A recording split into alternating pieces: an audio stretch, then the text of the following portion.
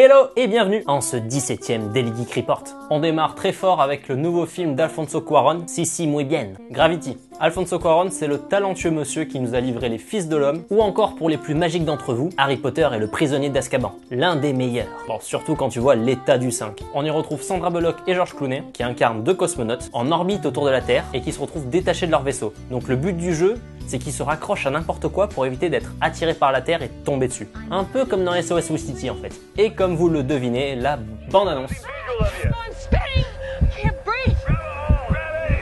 Après de premiers tests sur le public, certains ont dit que le résultat était à la hauteur des attentes. Mais apparemment, tous ceux qui attendraient de la science-fiction seront déçus. Côté télévision et super-héros, un combo qui s'est révélé bien plus efficace que Ryan Reynolds et un anneau. Après le succès de la série Arrow sur la chaîne CW, un nouveau super-héros de l'univers DC va bientôt débouler sur les écrans de télévision. Il s'agit de Flash. Alors tout de suite, on va se mettre d'accord. Flash, c'est un type en rouge avec des antennes en éclair qui va vite. Flash Gordon, c'est un quarterback blond qui part dans l'espace affronter des aliens. Rien à voir, à part le mot Flash. La série qui devrait arriver pour la rentrée 2013 parlera des origines du scientifique Barry Allen à vitesse grand V. A noter que Flash avait déjà fait l'objet d'une série dans les années 90. Est-ce que ça vous dit quelque chose ?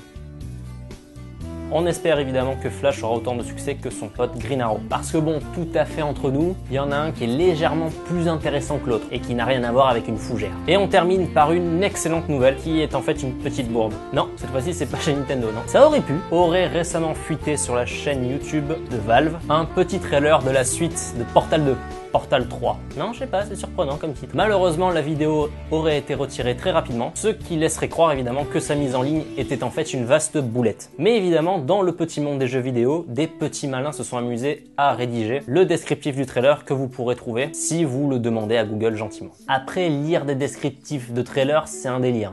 Le film du jour, c'est Chronicle de Josh Trank. C'est l'histoire de trois adolescents qui se retrouvent avec des pouvoirs télékinésiques après être entrés en contact avec de la lumière bleue. Alors, je savais pas que les UV ça donnait des super pouvoirs. En found footage constant, c'est-à-dire qu'on a l'impression en permanence d'avoir le point de vue d'une caméra qui se représente dans l'histoire. Le film a remporté un vif succès malgré ses moyens très faibles. Je parle évidemment de moyens financiers. Comme quoi, c'est pas la taille du budget qui compte. Et la chanson du jour que maintenant vous pouvez entendre tout le long de l'émission, c'est Still Alive, la chanson qui clôture Portal. En plus d'être un excellent jeu, il se conclut sur une superbe chanson aux paroles à la fois poétiques et assez farfelues. C'est tout pour aujourd'hui. À demain.